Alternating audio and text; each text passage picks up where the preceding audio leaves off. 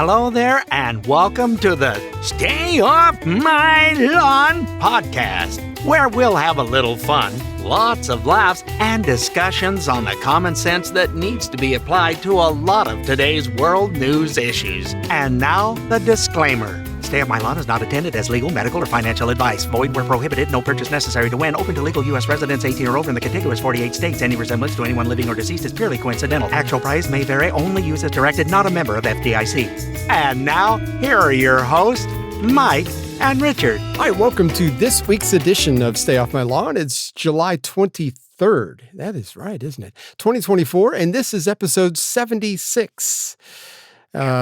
Spirit of 76 this week. There you go. Yeah, that's a good way to put it. I like that. That works. We do have a good palate cleanser for the spirit of 76. So there you go. It'll keep us from talking for a while. And it will. It's an 11-minute long thing, but it's really fascinating. It's something that Richard sent me that he has heard before.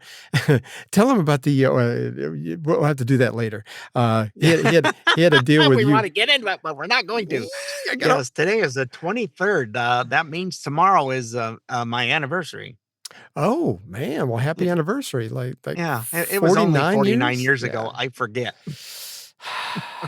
Don't tell the wife you forgot. Jeez.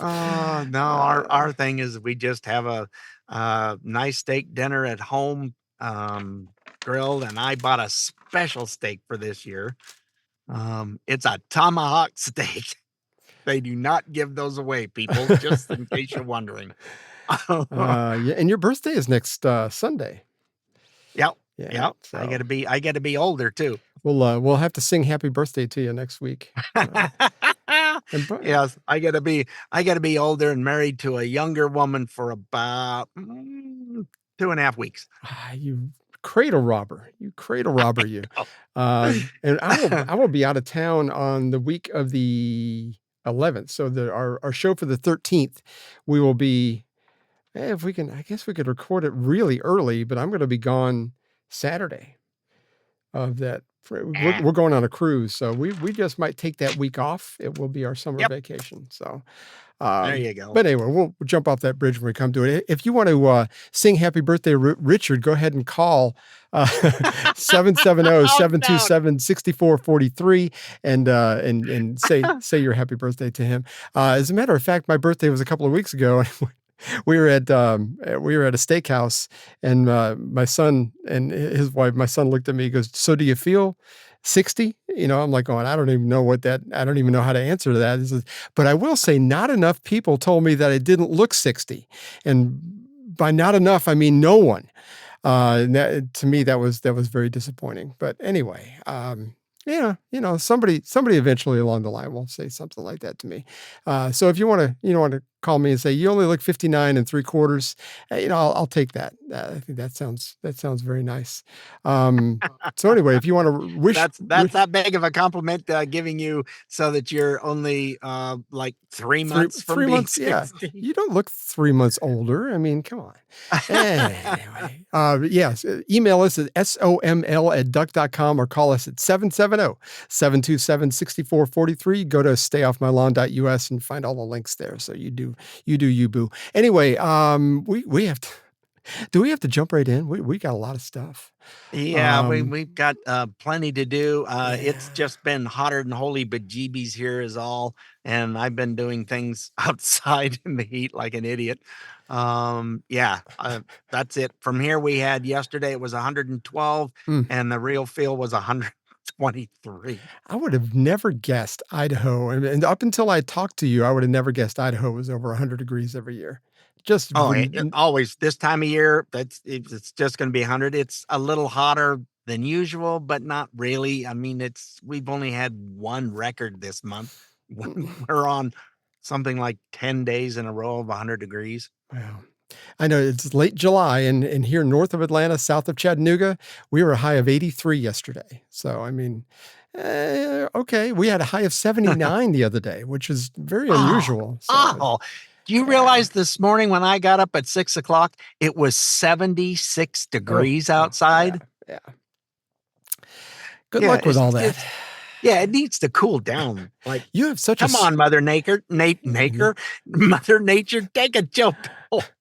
it's such a swing of temperatures you have up there. Do you think it's blistering hot in the summer or bone chilling cold in the winter? So Yep. It's anyway, 4 seasons. yeah, That's why I like it here. we I get like 4 having seasons here about time too. you're sick and tired of one, it changes.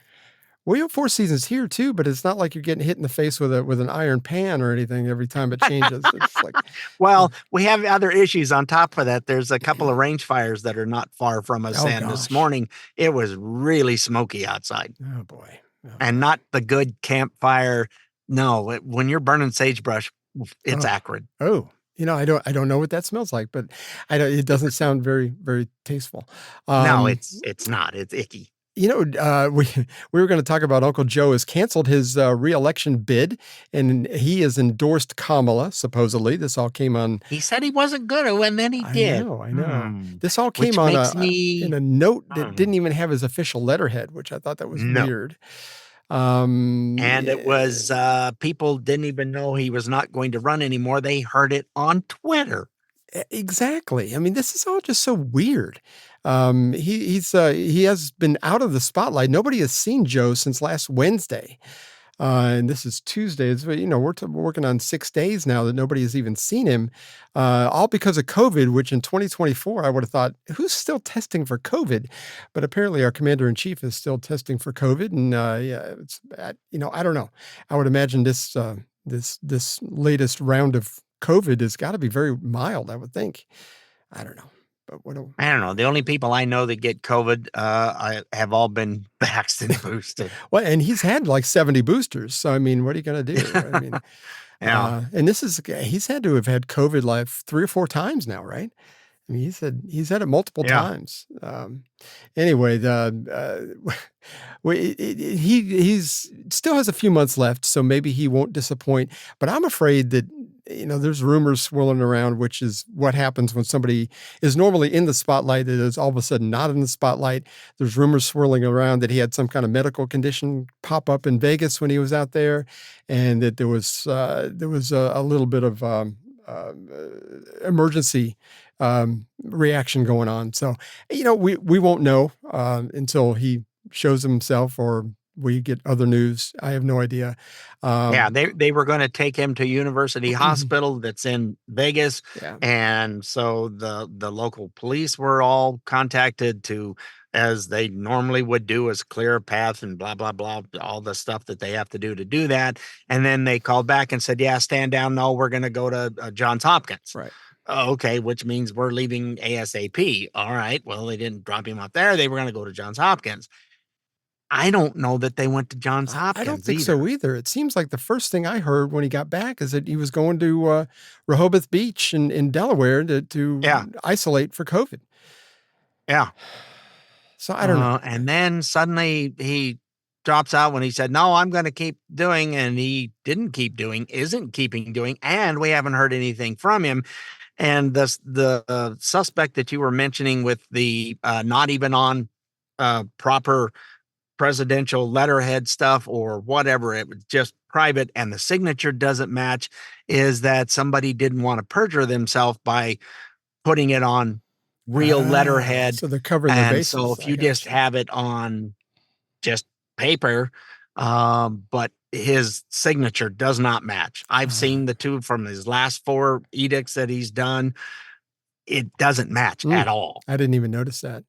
So yeah, there's some shady stuff going on as usual. I mean, it's just kind of the way the Democrats work. It seems like everything's got to be hush hush and everything. The weird thing is Obama is I think one of the last Democrats not to come out and say that he's endorsing Kamala for real or for election in November. So I think Don't think he likes her very I don't much. think so. Let's just put it that way. Supposedly there's bad Neither do blood. a lot of other people. So Exactly. why should he be different? But I think there's some bad blood between Obama and Biden anyway, which, Yeah. that actually surprised me. But anyway, I think they're going to wait I think that's part of what a lot of people are saying, smarter people than I. They're going to wait until the convention next month, and they're going to wait and see what the delegates decide. Supposedly, they're going to try to do an open convention. But with so many people like Nancy Pelosi and a lot of the other Democrat leaders coming out and endorsing her, I wonder if they're even going to let the delegates vote, and they're just going to say she's our person. Supposedly, she now, within 48 hours of being announced that she was going to take Biden's place, they raised $100 million in 48 hours. So if they have to take that money that's in the coffers for the Biden-Harris campaign and send that down ticket, which is something I think you and I were sending back and forth to each other, the Federal Election Commission chair said that that's what you're going to have to do. I don't know. That's not what I've ever heard before. But yeah, the federal election chairman, I watched a deal on him talking about it and saying that's going to have to all be returned to the donors. That they're going to have to figure out. Now, they only have a few big donors. The little guy doesn't seem to donate much to the Democratic Party. No, because there's not a lot of little guys, right? Is mostly the little guy is how they raise so much. So that's going to be interesting. All it is it'll go back to Soros, and he'll turn around and write a new check and send it back. And that may be where the $100 million or the $100 million came from in her coffers. Who knows? But you're right. Normally, those are big checks that get written to the Democratic candidates, and the Republicans. Like I said, when Trump got indicted, heck, almost all of that money that he raised within 24 hours was like $100 or less, which is and in less than a week was right at $500 million that they raised like that. Absolutely. And the American people and how much they care about others and stuff. The gentleman who lost his life trying to protect his family in that wonderful spree that took place. Within, what was it, 4 days, they had something like, what was I think it was $6 million. Yeah, something close to $6 million to distribute among Corey Campotori and the two people that got shot. The other two. So I mean, that's $2 million each, and that was just at the convention. I think Trump made that announcement at the convention.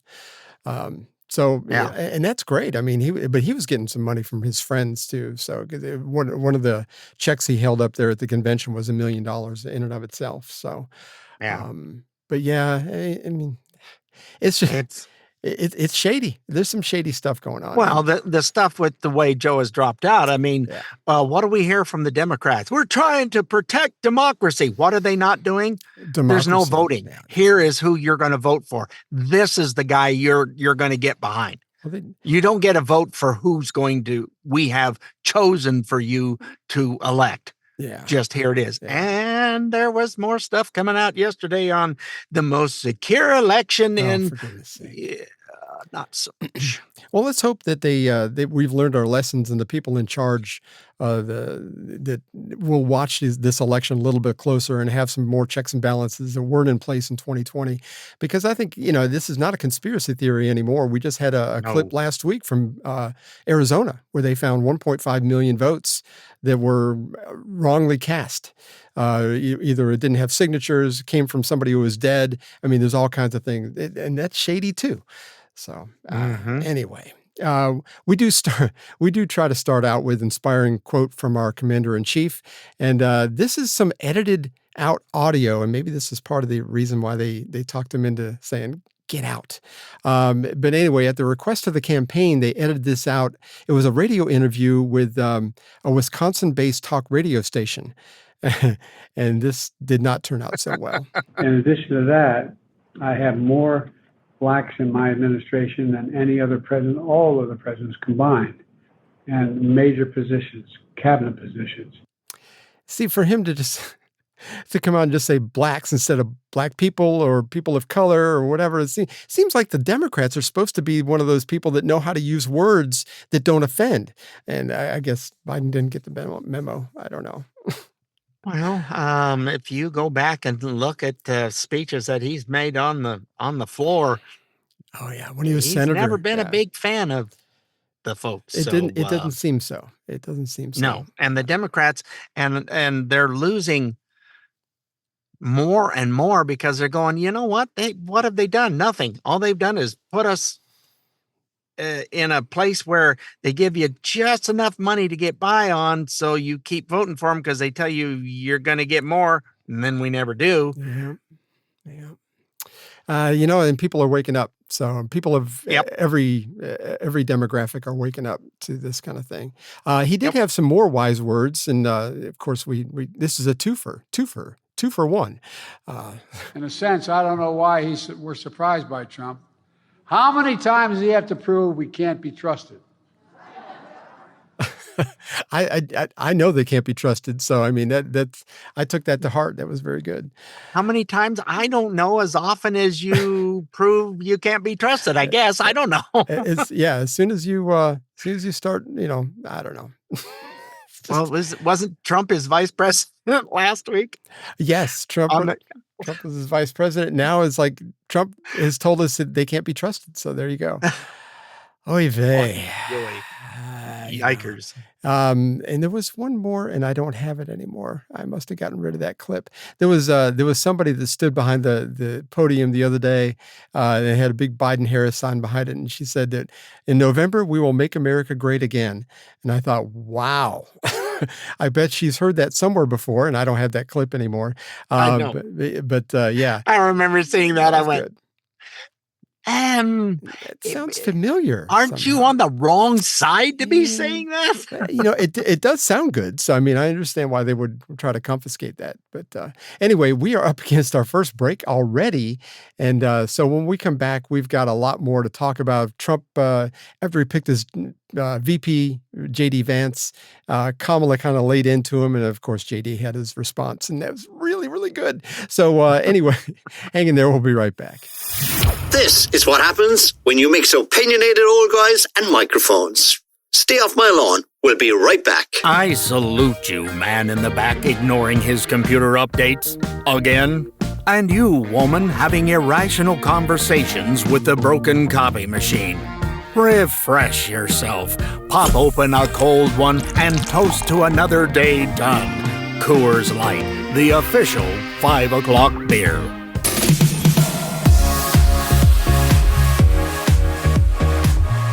Hi, welcome back to Stay Off My Lawn, and I am out of coffee, so I may fall asleep here and might have to... I've had too much. Hey, we'll be great. We'll be coming right back at you right after these wonderful words from anyhow. Of course, when Trump picked his VP, J.D. Vance, which, by the way, I got something else for that. There were some immediate shots fired across the bow from Kamala, and... this is what she had to say. So Donald Trump has picked his new running mate, J.D. Vance. Trump looked for someone he knew would be a rubber stamp for his extreme agenda, and make no mistake, J.D. Vance will be loyal only to Trump, not to our country. It seems pretty extreme to even say that somebody would... Wait a minute.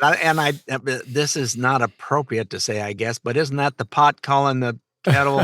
Anyway, talk about a rubber stamp doing whatever or doing nothing at all. I was going to say, she's been pretty much out of the spotlight for 3.5 years. She's tried to, especially she was when supposed to be the border czar. Yeah. Okay. Nothing happened with that. She didn't even go to the border. I've never thought the word czar should be used in American politics, but what do I know? I know too much Russian history, maybe. But I think it's good to revisit. Not a problem. She's like Peter the Great. It's Kamala the Great, and it's just the way it works. Yeah, I love his response. I am looking forward to it. JD came back with this. Well, I don't know, Kamala. I did serve in the United States Marine Corps and build a business. What the hell have you done other than collect a check? What has she done other than collect a check from her political offices? And we have to give her credit, my friends. She did serve as border czar during the biggest disaster open border that we've ever had in this country. Let's get President Trump back there, close down that border, and bring some common sense and security to this country. And even her own party knows that she dropped the ball on that whole border czar thing. It's like, oh my goodness. Well, gracious. and then trying to accuse him, really? Like, what have you done for your country? Yeah, exactly. Yeah. Let's see it come. You know what? She had no rebuttal on that No, at no. all. Why, Did not hear a word back from her. She threw down the gauntlet, and then the gauntlet got kicked out of the ring. So I was like, okay, I'll just move on. But yeah, it was, anybody who served in the military, you can't. I don't think that it's right for you to question their loyalty to the country. I mean, when they signed up, it's like, you don't know what might happen during your tenure while you're in. I mean, you're signing up basically to kind of like lay down your life if it comes to that. So I mean, I don't think you can argue, especially a guy in the Marine Corps. For goodness sake, I think that's just terrible. Not a good thing to say. Tulsi Gabbard, former Democratic presidential hopeful. I need more coffee. I need more coffee. She had some thoughts about the whole thing too. So this was really good. Shortly after President Trump announced that J.D. Vance would be his running mate in this election, Kamala Harris put out this scathing warning to the American people saying, "Make no mistake, J.D. Vance will be loyal only to Trump and not to our country." The audacity of Kamala Harris to make this statement is off the charts. J.D. Vance is someone who enlisted in the Marine Corps. He deployed to Iraq in 2005, the same year that I was there, during the height of the war, putting his life on the line in service to our country. Was Kamala Harris willing to put her own life on the line in service to our country at any time in the past or now? No, she hasn't, and she isn't. Kamala Harris's hypocrisy continues. We can't even get her to go to the border. I mean, when she went to the border, she went to, what is it, El Paso or something? I mean, El Paso, and not to where the bridge was that people go back and forth. Yeah. She was just kind of like in downtown El Paso. Yeah, it was. I've been to the border. Have you really? Yeah. I don't think so. Remember when Lester Holt asked her, it's like, have you been I haven't been to Europe either. It's like, what the heck does that mean? Oh, gosh. Like, that's a legit excuse. Is it? Yeah, you at least go to Eagle Pass. I think Trump's been to Eagle Pass. I think a bunch of people have been to. Anybody who cares about what's actually happening at the illegal border crossings, they go to Eagle Pass. There's been a bunch of senators. Senator Cruz was down there with 7 or 8 other, because Democrats won't go down there. I know. Republicans were down checking things out, seeing things firsthand. AOC went down when Trump was president, and she had that picture of her crying at the cages that Obama built. But yeah, I know. That's completely irrelevant, I guess. But anyway, have you seen the Netflix movie based on JD's book? Out of curiosity? No, I have not. It's actually really good. Hillbilly Elegy is what it's called. It's on Netflix. But don't have the kids in the room. Lots of language, lots of stuff that wouldn't be appropriate for the young ones. But it was pretty interesting. He had quite an upbringing, and it was and knowing the way his grandmother had to come in and take over and raise him. He was heading down the wrong road, and grandma kind of fixed him up a little bit. And so it was actually pretty good. It was a very good movie, very inspirational. So if you get a chance, go see that. Barbara and I enjoyed it. So Senator Josh Hawley's office has been contacted by some whistleblowers about this assassination attempt of President Trump. Here are some more details of that. Senator Josh Hawley, Republican from Missouri, sent a letter to DHS Secretary Alejandro Mayorkas on Friday, seeking explanations regarding the assassination attempt on President Trump at his Pennsylvania rally last weekend. In his letter, Senator Hawley revealed that whistleblowers informed him that most of the security staff at the rally were not Secret Service agents, but members of the Homeland Security Investigations team. None of these individuals protecting former President Trump were trained Secret Service personnel. Yeah, that's not good. HSI agents, Yeah. I mean, I respect them and everything, but oh my goodness, you're not Secret Service. You're not trained that way. You can tell how some of them reacted. You were telling me about the video that woman had trouble holstering her weapon, and it's like, Well, you had the one that had trouble holstering her weapon, and then after it happened, one was crouching down low below the stage going, what do we do now? What do we do now? She had no idea. You could tell these people were not trained from squat. Nope. So Mayorkas purposefully sent this out there for a reason. Yeah. And I don't know how much more treasonous you can get of an act than that, but that doesn't seem to be a thing anymore. You cannot bring somebody up on treason. Apparently not, because there's been plenty of it going around, but nobody's been charged. Goodness, the amounts of treason that's been happening is ridiculous. But nope, everybody gets away with it. What's the name of that lady, that Secret Service director? Her name is escaping me. Cheadle? Right now. Cheadle. She was up in front of Congress yesterday, and it was yesterday. I didn't have a chance to get some of this, the news clips from this, but she didn't have a lot of answers anyway. She was told not to have any answers. Now, You know darn good and well, and that cannot be fun, sitting there just getting your proverbial arse handed to you. Oh, yeah. Nancy Mace kind of slapped her down pretty good verbally a couple of times. Yes, she did. But she avoided, I mean, she's a typical politician. She avoided every question that came to her. I mean, she had this smug look on her face, like, you can ask me whatever you want. You're not going to get what you're asking for.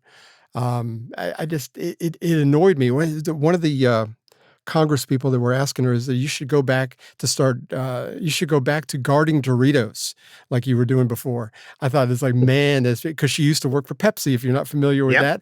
And Pepsi owns Doritos, but PepsiCo owns, they own a lot of stuff. Lay's or whatever it is, Doritos, the Lay's. They laid into her, but and you know what? If she was good at stonewalling because she didn't give any answers.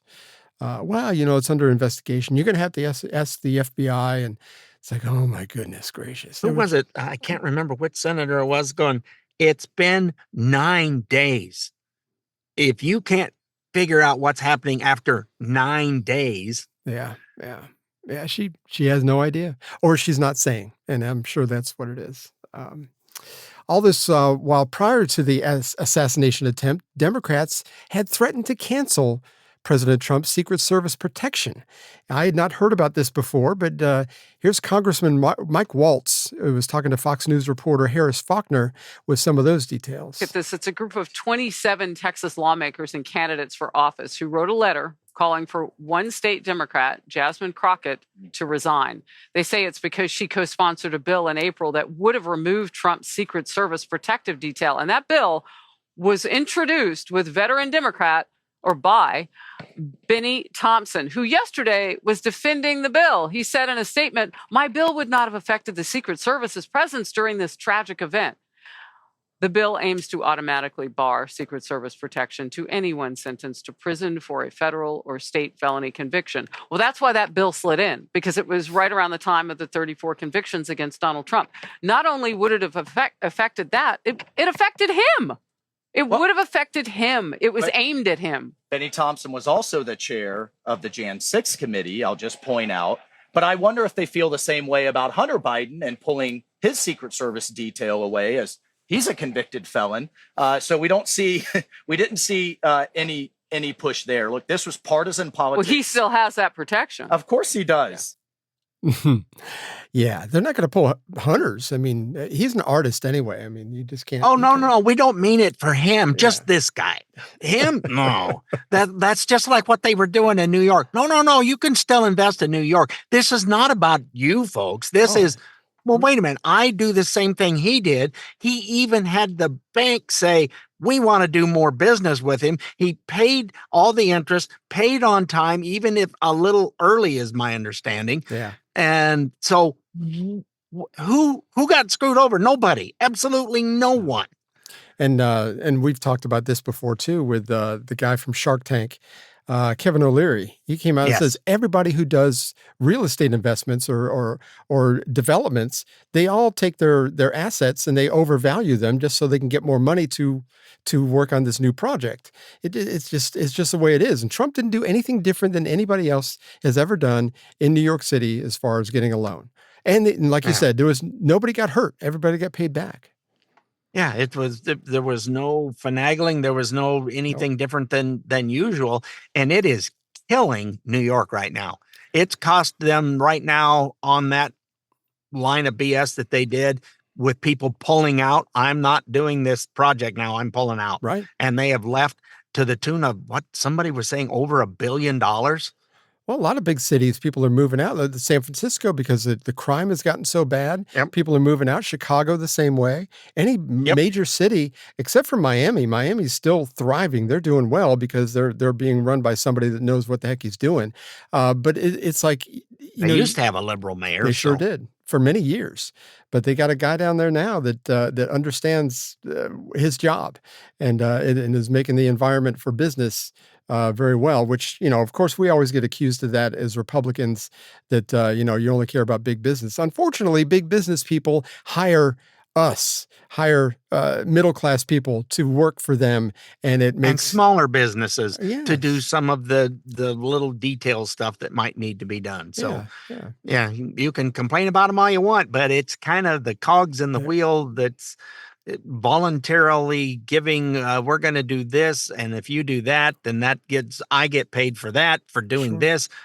It's how it works, people. It's called capitalism, and it has brought more people out of poverty than any other form. I know we've had conservative governors here in Georgia for a long time, and they've gotten a lot of criticism for giving businesses tax incentives to move to the state of Georgia from wherever they're at. Normally they're from the Northeast, and they move here, and it's like, we give you 10 years corporate tax free. And people are like up in arms. Oh, I can't believe you're only for big business. No. First of all, if it wasn't for that, it might not have been enough incentive just to move here for the lower taxes to begin with. So you give them a little extra incentive, and then they hire 400, 500 people, 1,000 people in the local communities. And what do those 400, 500, 600 people do? They pay taxes on their income. So everybody ends up winning. I mean, there's money going in the coffers of the state. The local grocery stores get more people shopping at their stores. I mean, everybody wins. So I don't understand the short-sightedness of saying that big businesses need to be taxed more and not get any kind of thought. They only look at all the big, you need to tax businesses more. Yeah. Who pays that tax? Exactly. Do you think the business, out of goodness of their heart, I'm just going to eat this? No. Go look at California. You moved minimum wage up over $20 an hour, and 10,000 people lost their jobs. Places closed down. They left. There's one ice cream shop thing, I can't remember the name, it starts with an F, that's in California. It's been there for years and years and years. Oh, yeah. And it wasn't a huge, I think they had something like 50 stores or whatever. I mean, it wasn't huge, but it was a pretty good going business. They're gone. No, you get no more revenue from the business at all. You get no more revenue from the people working there. Yep. So what part of that, you go ahead, just keep taxing, because it doesn't work. Yeah. But it's almost like they don't like businesses. It's like everybody that's voting for the Democrats are in their basement, in their mom's basement, playing games anyway. So, Mom, I need another sandwich. Can you bring it down, please? This game is so good, I just can't leave my chair. And apple juice too. You know how much I love apple juice. Please. And another couple Depends will be nice also. That way you don't have to get up. That's right. Anyway, when we come back, we're going to talk about a poll that came out right after Trump got shot. And it surprised me, I have to be honest. So we will talk about that when we come back. So hang in there. Stay tuned. More of the Stay Off My Lawn podcast is coming up. East Coast Wings and Grill has new menu items. Come out and try their new Big Deal Burger. 2 seasoned quarter-pound Angus beef patties stacked with fried pickle chips, cheese, bacon, Thousand Island, and tomato. Or how about East Coast Wings and Grill's new street corn cobettes? Tender, crisp corn cobettes served with tahine-based aioli drizzle and topped with Parmesan cheese. Visit eastcoastwings.com for a location near you.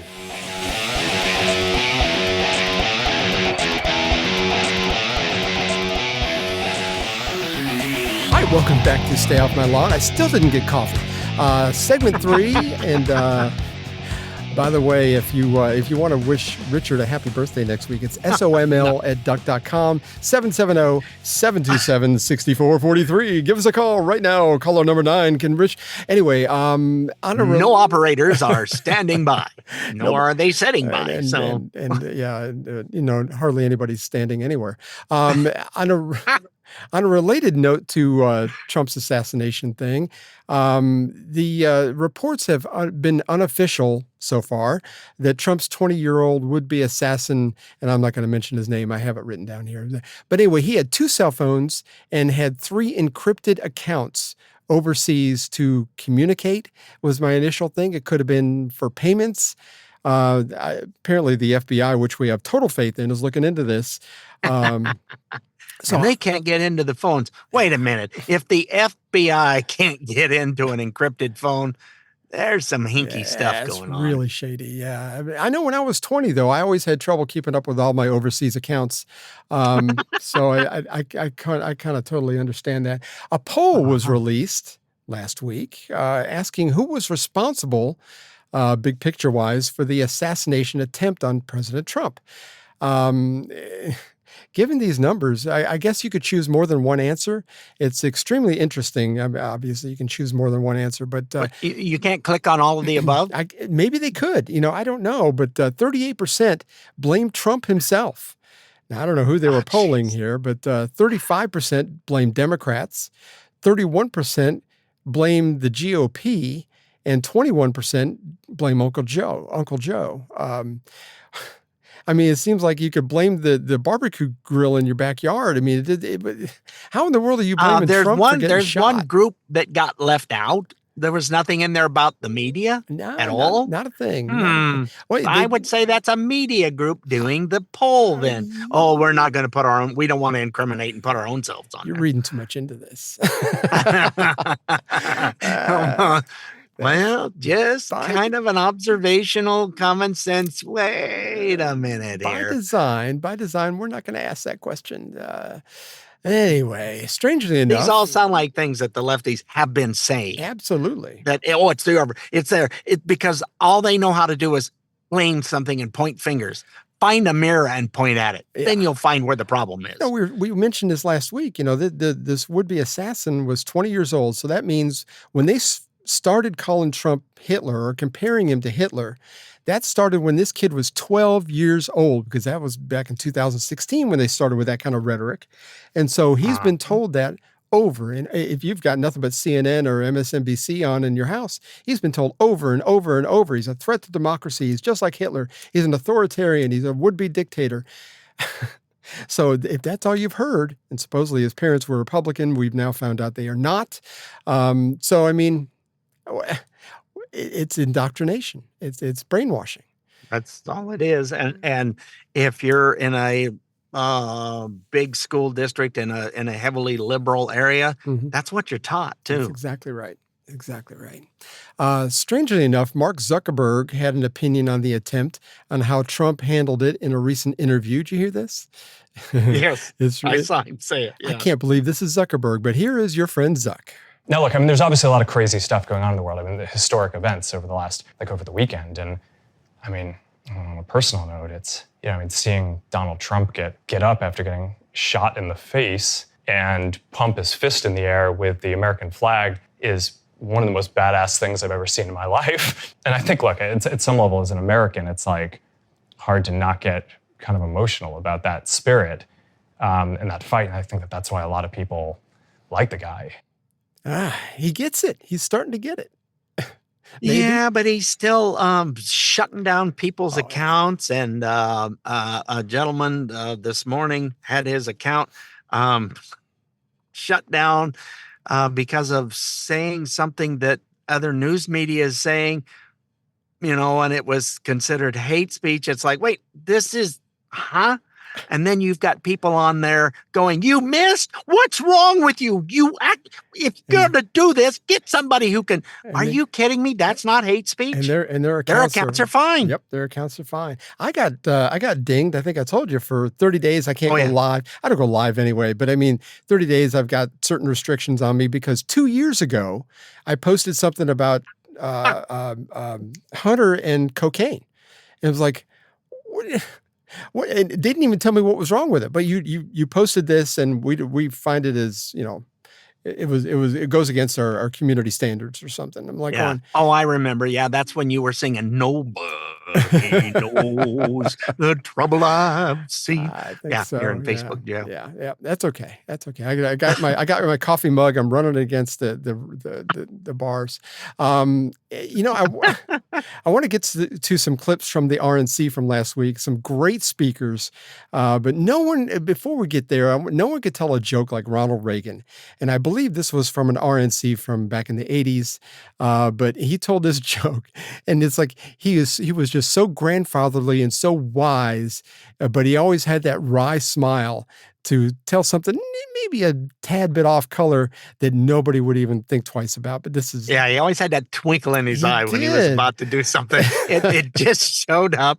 Yeah, it was awesome. It was very good. So here you go. It's a story about a woman who walked into a bridal shop one day and told the sales clerk that she was looking for a wedding gown for her 4th wedding. Well, the saleswoman asked, "Just exactly what type of dress are you looking for?" "A long, flowing white dress with a veil," she responded with assurance. Not totally convinced, but afraid to offend the woman, the sales lady said, "Dresses of that nature are usually more appropriate for brides who are being married for the first time, for those a bit more innocent, if you know what I mean." Well, the lady retorted and put her hand on her hip. "I do know what you mean, and I can assure you I'm as innocent as the rest of them. Despite all my marriages, I remain as innocent as any first-time bride. Well, you see, my first husband was a dear, sweet man. It was a terrible tragedy, actually. All the excitement of the wedding was simply too much for him, and he died as we checked into the hotel on our wedding night." "I'm sorry to hear that," said the clerk, "but what about the others?" "Well, my second husband and I got into a terrible fight in the limousine on the way to our wedding reception. We haven't spoken since and got the marriage quickly annulled." "What about your third husband?" asked the store clerk. "Well," the woman replied, "he was a Democrat." "And every night for 4 years, he just sat on the edge of the bed and told me how good it was going to be."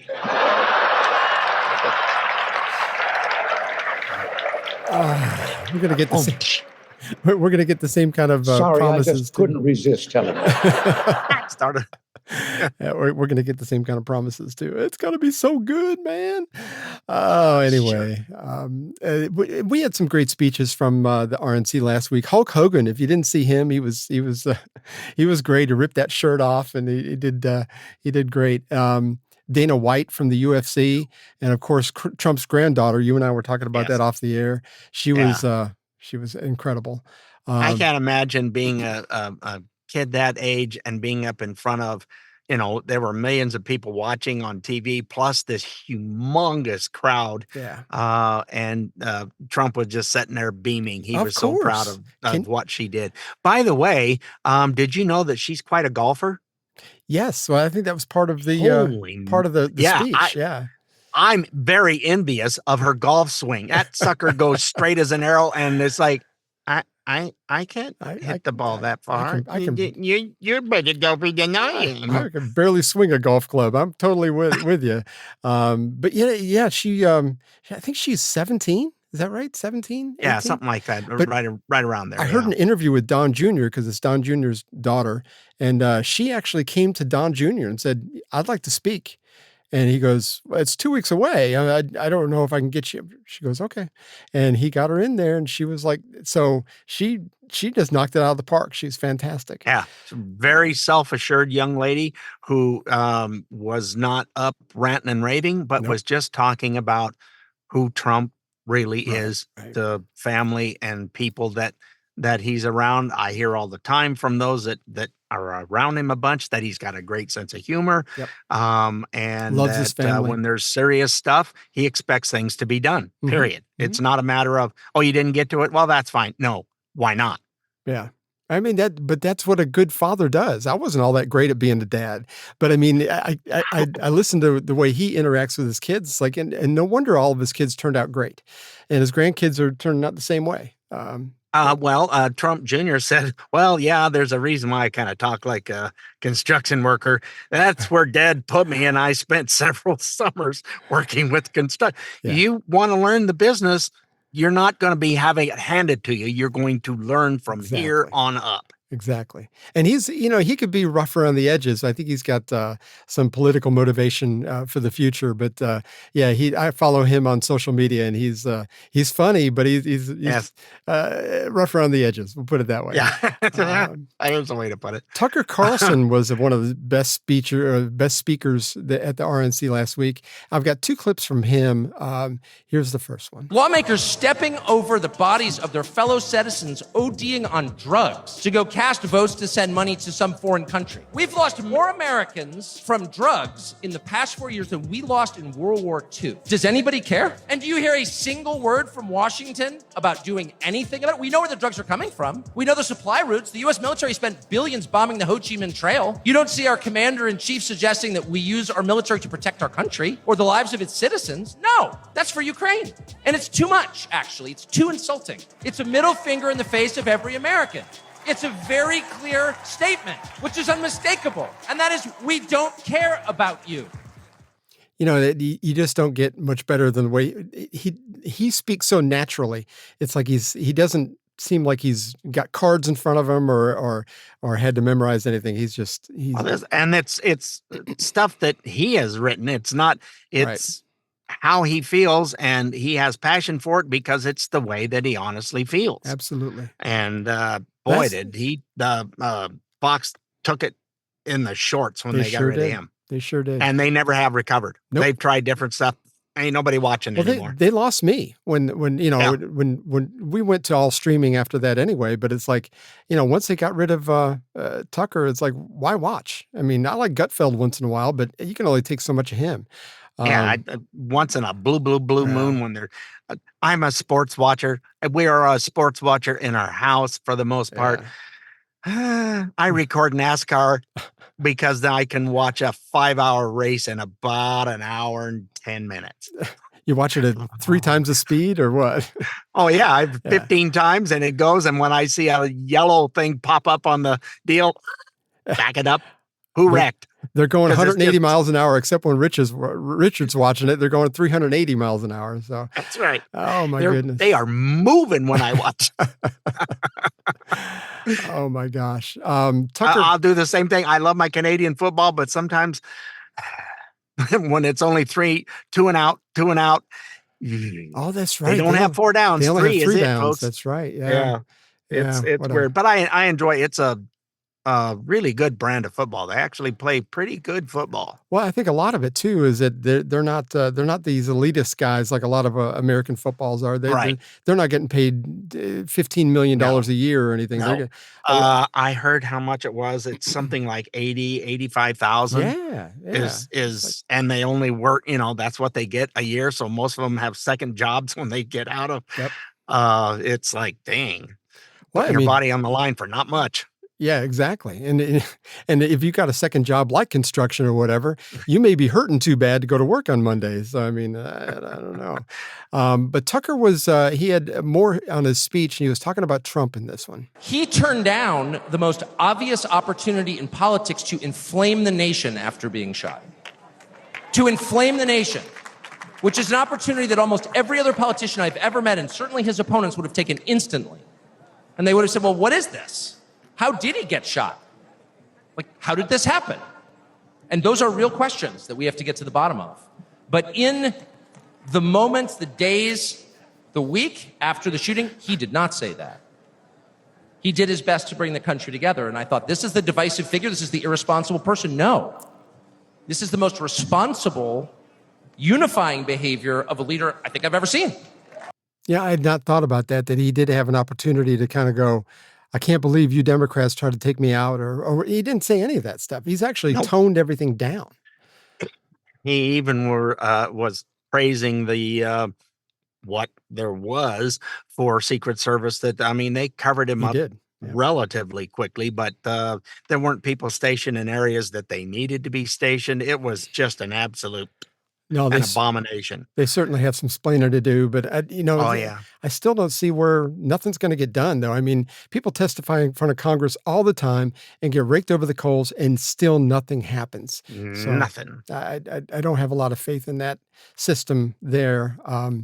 But getting back to the RNC, even 70-year-old Hulk Hogan, I mentioned him, Terry Bollea, I think his name is, made a speech that was entertaining as any wrestling promo I've ever seen. He ripped off his one T-shirt to show the Trump Vance T-shirt underneath. It was actually very brilliant, and here's how that went. What happened last week when they took a shot at my hero? And they tried to kill the next president of the United States. Enough was enough. And I said, let Trumpomania run wild, brother. Let Trumpomania rule again. Let Trumpomania make America great again. By the way, CNN fact-checked him, and it's unclear if Hulk even has a brother. Even though he mentioned him many times in his speech. So, how dare you take my name in vain, brother? Show up, brother. Vote often. I can't do that voice for very long because it just chews up your pipes. I can't do it either. Oh gosh. So anyway, that was very entertaining, and of course Dana White was entertaining, and everybody had their different takes on it. Eric Trump, so many people, good speeches. It was inspiring, and probably one of the most fun looking RNCs. My wife and I both said it's like, it would be fun to just be a delegate and go there. It seems like it would be a lot of fun. Everybody seemed to have a good time, except when you watch a lot of the white people try to dance. That's always uncomfortable to me. But anyway, when we come back, we're going to get Joy Reid from CNN, her response to some of this. And of course, the ladies or heifers or whatever we want to call them from The View had their own take on the RNC. So hang in there. We'll be right back. More of the Stay Off My Lawn podcast is coming up. Kit Kat is brewing up a new mix with creamy mocha flavor and delicious chocolate. Introducing Kit Kat Duos Mocha and Chocolate. Have a break. Have a Kit Kat.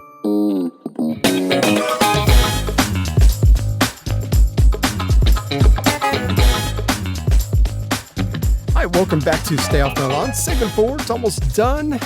Woohoo! We have a little bit of commentary. Joy Reid from CNN, who was not at the convention, by the way.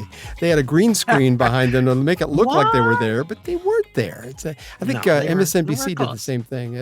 It's kind of weird, I think. But anyway, she compared Trump to Viktor Orban from Hungary, which Richard and I both know Viktor Orban seemingly. We have a tendency to like him. Yes, he's extremely good. Then she said something curious. There's some commentary afterwards on this from a guy named Zeke Arkham. And so anyway, enjoy this little clip from Joy. In Hungary, like the Orbanism of the party it's rooted in returning white Christian men, but also white men and white adjacent men, right. Black men, brown men who are like white adjacent in terms of trying to also be in that dominant position in society. White adjacent black person? That's a thing? See, these people are crazy. All of them. Joy Reid is crazy. How do you sit someplace and you come up with that in your mind? Okay, this is a black man, but because of how he voted, he's white adjacent. Like, do I get a letter? Is there like a meeting I gotta go to? Do I file my taxes differently? Like, how does any of that work? If I go to a job interview and they ask what your race is, which I'm against, but if they ask what your race is, you can put down, okay, I'm black, but in parentheses, I'm white adjacent. How does this work? How did she come up with this? Who's paying her to be on television to sit and tell you that you are white adjacent if you vote a certain way? It makes no sense. These people are all out of their minds. And this is who we're up against in November. This is the people we have to save the country from. Because these are the people who think that there can be 74 different genders. And if you cut your balls off, you magically turn into something else. I could have said it better myself, so I just let him go. Yeah, I hadn't heard that part of it, but he was saying the same thing. I was just saying, white adjacent? What the hell is white adjacent? I guess when you're in the media and the left wing part of the media, you can say whatever, you can make up terms. I mean, she'd have to explain to me what that even means. I guess I had a black neighbor who taught me all the computer stuff. Just love Roderick. He was so awesome to me and my family. It was a white neighborhood. Did that make him white adjacent because he was adjacent to my property? Yeah, he lived next to you, so I would think that would have to be white adjacent. I mean, if you want to, if words mean things, then yes, he was white adjacent. Good Lord. Oh my gosh. Make up more crap, just like they and them are not. Yeah. That is a group, not a person. Yeah. That is not a pronoun, It's just people. grammatically incorrect. But the whole pronoun thing, if you're still putting pronouns on things, just stop it. You know, I mean, just don't. Because all it does is just make people look at you like you're dumb. I'm sorry. And if you don't want to work, put it on your resume, because that's a good way to not get hired. I've heard from way too many HR folks. If you want to stay in your mom's basement in a couple more years, then keep putting that on your resume or on your application. And you'll be destined to stay there at least a couple more years. Now, Trump gave a great speech. We made it about an hour and 10 minutes, Barbara and I did. It's like, because after about 45 minutes or so, he went into Trump mode, which was really kind of weird because you watched Trump give a speech. He gained momentum as he went. He gained energy as he went. And Joe, when he gives a speech, it's like the first 10 minutes, he's got some energy, and then he tapers off very, very quickly. So it didn't really notice that contrast as much until the other night. And sort of like all of a sudden Trump was like, it seemed like he was sucking down coffee as he was going. He was just going. I mean, it was amazing. His first 45 minutes were absolutely fantastic, though. His tribute to Corey Comparatori, or I'm not sure how I've heard it said so many different ways now. I have too. I don't have an answer for you. I don't either. It was very heartwarming. Yeah. And he raised some money, right? Yes.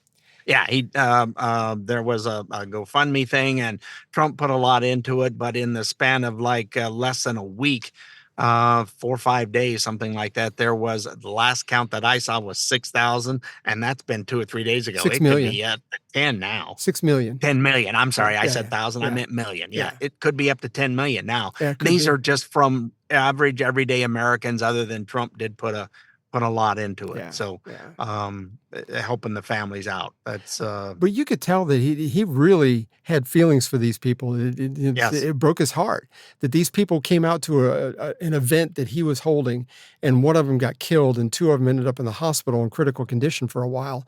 I mean, that would kill me, that if somebody was doing something for me and they got almost killed or did get killed over it, I would feel terrible. That would be something that would be hard to forget. Yeah. The ladies on The View, however, saw his speech differently, as one would expect. No. Really?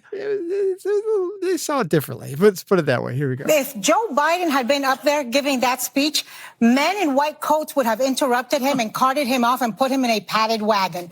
I thought today I would wake up and the TV would be full of doctors talking about Donald Trump's cognitive decline. I thought it would be full of Republicans hanging their heads in shame like Democrats did. It's too bad the bandage was just over his ear. It should have been over his mouth.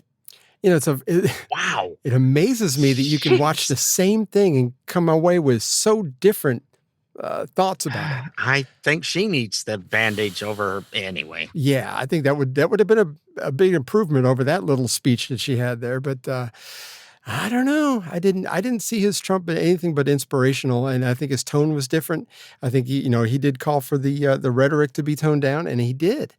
And he didn't really call out Biden very much. I think Trump feels bad for Biden. I feel bad for Biden the way things are going right now. Like I said, there's some shady stuff going on around him. The way Jill's treating him, that's just not right. Yep. No, you're right. You're right. It's ugly. For a palate cleanser, we continue our Pro-America July. We're dedicating the whole month to pro-America stuff. And this is something Richard sent me.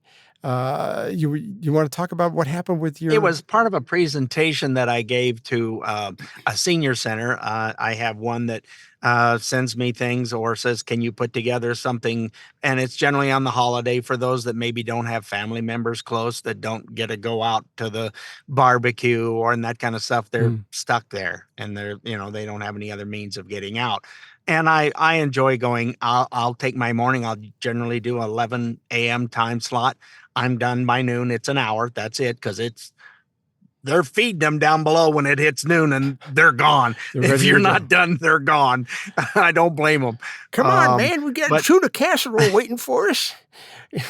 I took this exact thing that I found that you're going to listen to, found on YouTube, and I really liked it and posted a link to it on Facebook. I got fact checked that this is not. I'm going, what? I was in the Smithsonian several years ago, not that long, well, maybe 10 years ago, and went through and saw the actual flag, read the little bit of the story about it, was along the lines of this. And this gentleman does such a wonderful job of telling you this story. It's very engaging. And these idiots at Facebook made you take it. And I'm not taking it down. You can put a strike on my account. I don't care. This is the actual, I sent them back, was able to send them a note saying, no, this was from the Smithsonian and someone is reciting the story. So that's the thing. It's like these booger-eating fact checkers that are sitting there at their kitchen table, 24 years old, don't know crap from Shinola, put it that way. It's like... well, you had to censor that one, didn't you? I did. I think I did pretty well. But it drives you crazy. Is these people wouldn't know the Smithsonian. They probably never even heard of the Smithsonian. So it's like, I just don't have any patience with all that. It frosted my gizzard. I bet. Well, anyway, speaking of having your gizzard frosted, we're going to have lunch here in a little bit, but we want to play this for you and enjoy this as much as we have. This is a Star Spangled Banner, like probably you've never heard.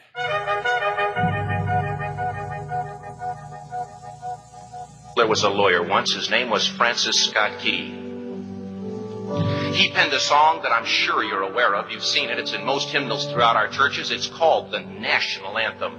It is our song as an American. We go, however, to a ball game. We stand in our church services and we sing the words of that song, and they float over our minds and our lips, and we don't even realize what we're singing. Most of us have memorized it as a child, but we've never really thought about what it means. Let me tell you a story. Francis Scott Key was a lawyer in Baltimore. The colonies were engaged in vicious conflict with the mother country, Britain. Because of this conflict and the protractedness of it, they had accumulated prisoners on both sides. The American colonies had prisoners and the British had prisoners. And the American government initiated a move. They went to the British and they said, let us negotiate for the release of these prisoners. They said, we want to send a man out to discuss this with you. They were holding the American prisoners in boats about 1,000 yards offshore. And they said, we want to send a man by the name of Francis Scott Key. He will come out and negotiate to see if we can make a mutual exchange. On the appointed day, in a rowboat, he went out to this boat and he negotiated with the British officials. And they reached a conclusion that men could be exchanged on a one-for-one basis. Francis Scott Key, jubilant with the fact that he'd been successful, went down below in the boats, and what he found was a cargo hold full of humanity, men. And he said, men, I've got news for you tonight. You're free. He said, tonight I have negotiated successfully your return to the colonies. He said, you'll be taken out of this boat, out of this filth, out of your chains. As he went back up on board to arrange for their passage to the shore, the admiral came and he said, we have a slight problem. He said, we will still honor our commitment to release these men, but it'll be merely academic after tonight. It won't matter. And Francis Scott Key said, what do you mean? He said, well, Mr. Key, he said, tonight we have laid an ultimatum upon the colonies. Your people will either capitulate and lay down the colors of that flag that you think so much of, or you see that fort right over there, Fort Henry? He said, we're going to remove it from the face of the earth. He said, how are you going to do that? He said, if you will, scan the horizon of the sea. And as he looked, he could see hundreds of little dots. And he said, that's the entire British war fleet. He said, all of the gunpowder, all of the armament is being called upon to demolish that fort. It will be here within striking distance in a matter of about 2.5 hours. He said, the war is over. These men would be free anyway. He said, you can't shell that fort. He said, that's a large fort. He said, it's full of women and children. He says, it's predominantly not a military fort. They said, don't worry about it. They said, we've left them a way out. And he said, what's that? He said, do you see that flag way up on the rampart? He said, we have told them that if they will lower that flag, the shelling will stop immediately. And we'll know that they've surrendered, and you'll now be under British rule. Francis Scott Key went down below and told the men what was about to happen.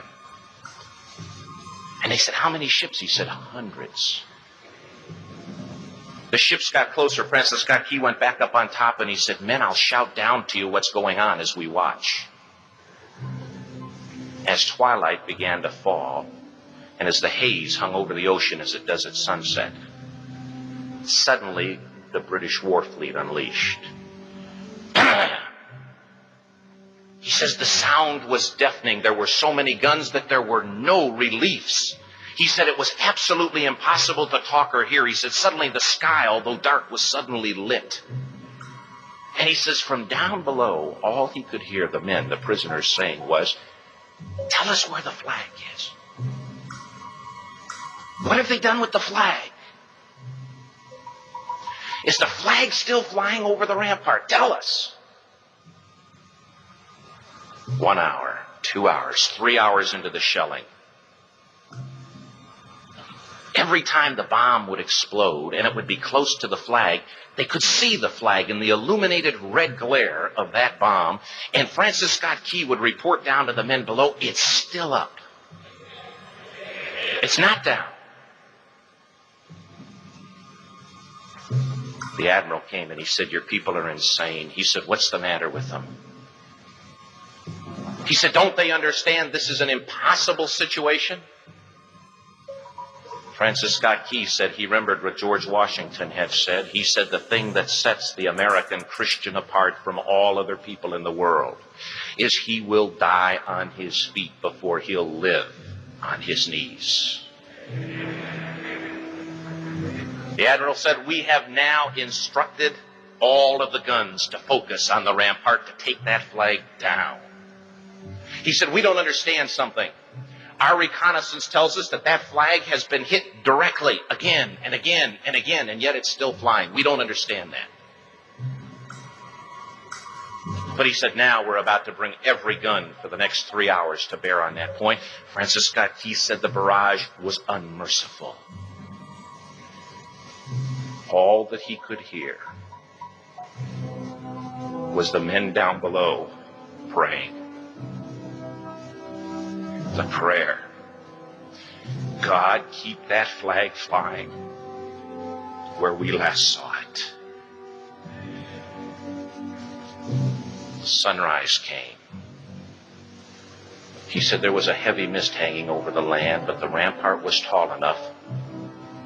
There stood the flag, completely nondescript, in shreds. The flagpole itself was at a crazy angle, but the flag was still at the top. Francis Scott Key went aboard and immediately went into Fort Henry to see what had happened. And what he'd found had happened was that that flagpole and that flag had suffered repetitious direct hits. And when hit had fallen, but men, fathers, who knew what it meant for that flag to be on the ground, although knowing that all of the British guns were trained on it, walked over and held it up humanly until they died. Their bodies were removed and others took their place. Francis Scott Key said what held that flagpole in place at that unusual angle were patriots' bodies. He penned the song, "Oh, say can you see by the dawn's early light what so proudly we hailed at the twilight's last gleaming. O'er the rocket's red glare, the bombs bursting in air gave proof through the night that the flag was still there. Oh, say, does that star-spangled banner yet fly and wave o'er the land of the free and the home of the brave? The debt was demanded. The price, it was paid. Oh, say, can you see by the dawn's early light what so proudly we hailed at the twilight's last gleaming, whose broad stripes and bright stars through the perilous fight o'er the ramparts we watched were so gallantly streaming, and the rockets break through, the bombs bursting in air gave proof through the night that our flag was still there. Oh, say, does that star-spangled banner yet wave o'er the land of the free and the home of the brave? Oh, say, does that star-spangled banner yet wave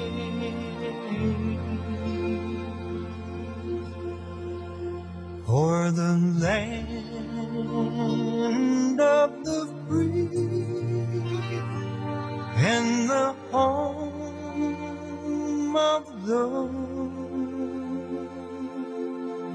brave?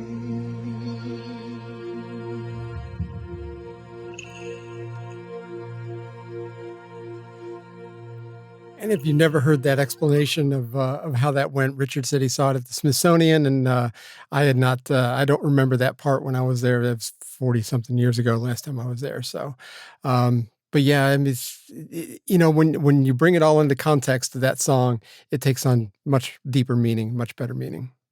Yeah, I just remember that very large flag that was in a room with special lighting, so it would not deteriorate the flag any further than Right. It already was at the time, and it was very, very inspiring. Yeah. So, yeah. and then to find this that had more detail than what was in, as you're walking through, you don't have time to read all the little plaques because you're kind of like Mhm. cows Yeah, going through. But so I had read that there, and I went, wait a minute, fact check this in your ear. But The Facebook. just knowing that people died holding that flag up, and then they would remove the dead bodies and be replaced by other people that were willing to give their life over the whole thing. It's like we don't have people like that in America anymore. I don't think, not too many. No, There are not as many as maybe there once was that would do what needed to be done. Maybe I'm just not as optimistic as some. But anyway, I would hope that things do turn around for us, and that patriotism is not so looked down upon anymore. But anyway, we hope it's changing. It's going the other direction, and you can tell the left is losing, and they're not liking it at all. No, they're getting desperate. As a matter of fact, that's why they say the things that they say. Anyway, we hope you are somewhat informed and had fun like we did. Don't forget you can find us on iTunes, Spotify, iHeart, Amazon Smart Speaker, or wherever you get your podcasts. Or just go to our website where we've got all kinds of other information at stayoffmylawn.us for all our past and present episodes. It choked me up too. Don't forget that Richard's birthday, if he makes it, I don't know, if he is coming up on Sunday. So if you want to wish him a happy birthday, SOML@duck.com or 770-727-6443, or just go to stayoffmylawn.us and you can find links there. You can just click your little heart away and send a message to him. So anyway, we will see you next week, folks. Thanks so much for listening, people. We do appreciate you. Toodles. Well, we had fun and hope you did too. The opinions heard here today are not those of anyone other than Mike and Richard. If it made you laugh or go, or even, then we've done our job. Sort of. Well, mostly anyway. And if we made you think about things in a common sense manner, we welcome you to the club. And if it didn't, then just stay off my lawn. See you next time.